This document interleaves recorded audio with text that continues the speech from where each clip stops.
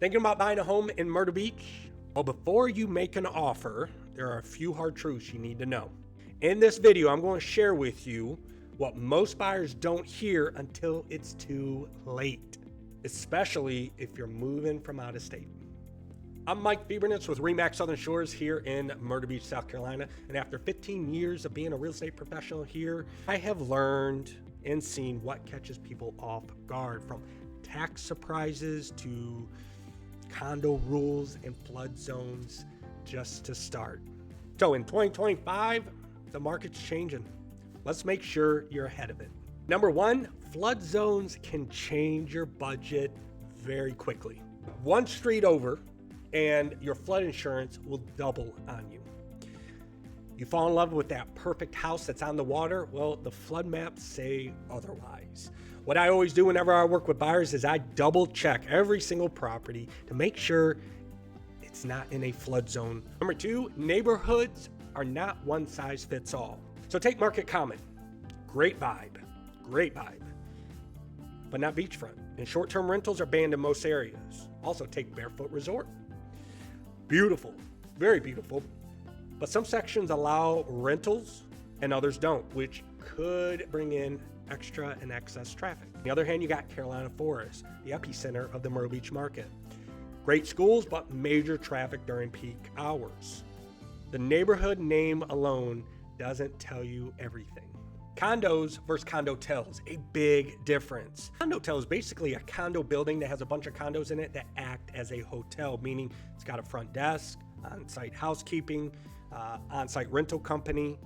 So the idea of living on the beach in one of these condos as your primary residence sounds great until you start getting into these buildings and realizing what they really are. They're just rental machines. So you have to fight the traffic during the summer because it's going to be at 100% capacity, and everyone's going to be at the pool. Everyone's going to be in the elevator. They come with higher HOA fees, limited financing, because a lot of banks just don't lend on them. They're high risk. And the banks that do lend on them, unfortunately, the guidelines are a whole lot more stricter than just a conventional loan.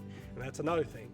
A lot of buyers don't realize that you can't use your conventional loan from your local banker up there in New York, New Jersey to buy a condotel down here. They won't lend on it because they don't have that in their portfolio. Number four, out-of-state buyers pay higher property taxes. This actually surprises a lot of buyers. We actually have two separate property taxes here based on how you claim your residence at the house you buy or the condo you buy. If it's your primary residence, then you get a significantly lower rate, where if it's your second home, investment property, or rental property, then it's going to be significantly higher. And unfortunately, a lot of buyers don't realize this until it's too late. Although the property taxes are a lot lower than up north, you have to budget in, especially if you're buying an investment property here, the higher property tax rate. So you don't get into a property and you're underwater because your property taxes are $3,500 rather than $1,000. Number five, rental numbers aren't always a win. I know when you see a property and it says $42,000 in rental income, great rental income producer. But when you start diving into the numbers, and after you take out the HOA fees, after you take out insurance costs, after you take out the property taxes, then assessments, and then the rental management cut, what's left? One of the things I always do with all my buyers looking to buy an investment property here is I walk them through the true, real numbers. Okay? Although it brings in $42,000, that is the gross amount. That's not the net amount in your pocket. A lot of times it might not be much. And it might be in the negative if you buy it with a mortgage. Number six, new homes might not be always better. So new builds can come with lot premiums, mandatory upgrades, and even builder fees. Many builders won't even let you use your own agent if the agent doesn't come with you on the first visit. I know that's crazy, but a lot of builders won't let you use an agent if that's the case. That's why I always, on the very first visit to any builder, to any model, I'm there with you, so that way you have the proper representation if you decide to build a house with them. Number seven, 2025 is a buyer window, but it won't last forever. Rates are still high, but so is buyer leverage. Sellers are offering incentives. A lot of homes are sitting on the market a whole lot longer.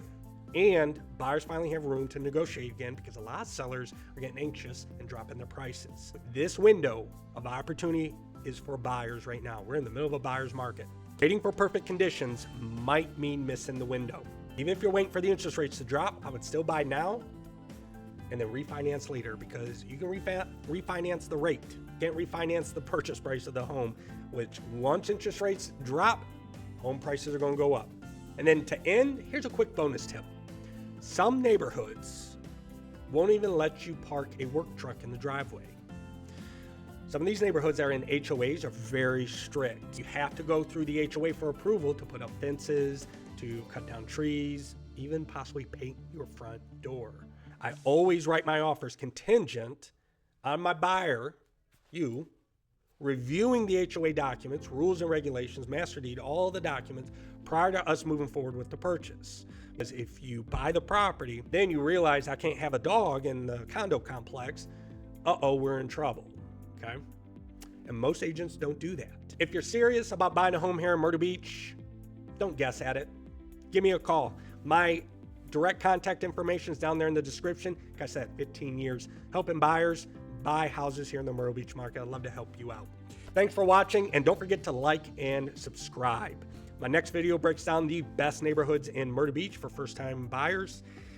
So hit that bell, and I'll see you there.